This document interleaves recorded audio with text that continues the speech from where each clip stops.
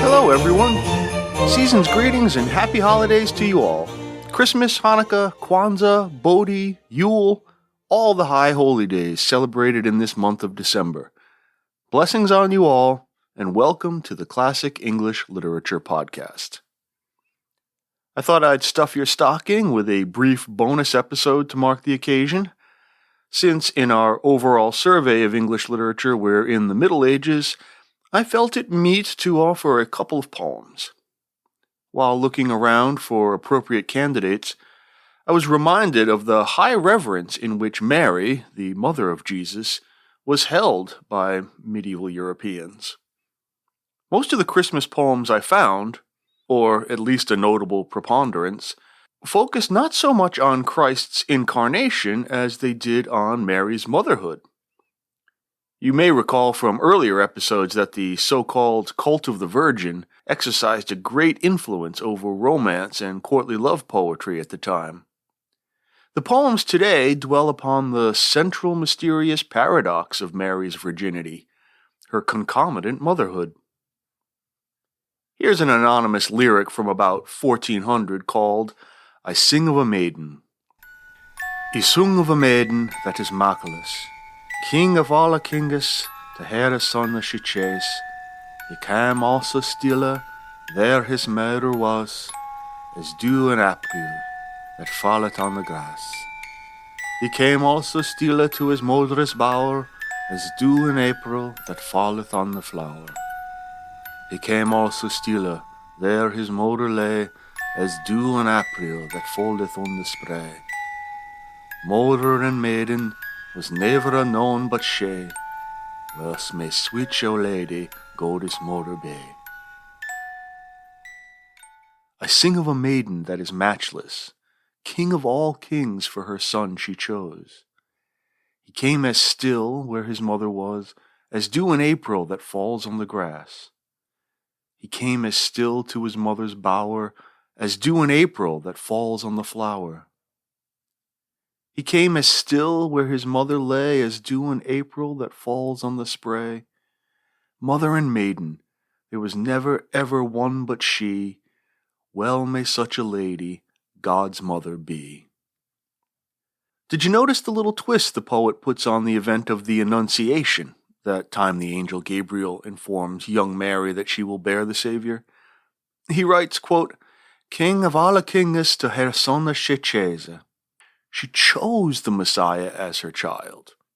It's a deft little elevation of Mary's agency. She's a partner, not a servant, in the whole salvation project. I also note the refrain of April's dew. Despite our celebration of Christmas in late December, around the solstice, the longest night of the year, the darkest time when we most need God's light, the thinking goes, the poet reminds us of life's renewal in the lush springtime. You know, when Chaucer's pilgrims set out and the cuckoo bird loudly sings. And yes, don't forget the flatulent bucks. Here's another poem called Mary is with Child.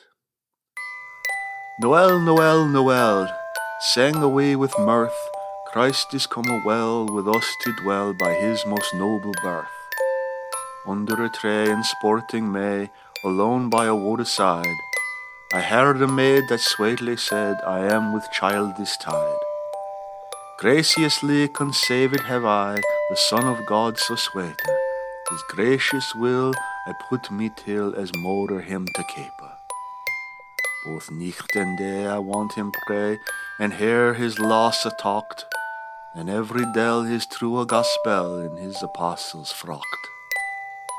His goosely cast doth me embrace without despite or mock, with me darling lulay to sing and lovely hymn to rock.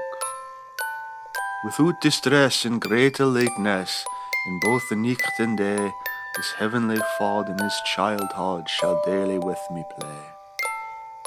So now must I sing with rejoicing, for the time is all run, that I shall shield all undefiled the King of Heaven's Son.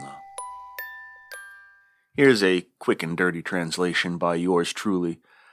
I opted to communicate the sense of the poem at the expense of its poetic properties because I'm not a very good translator.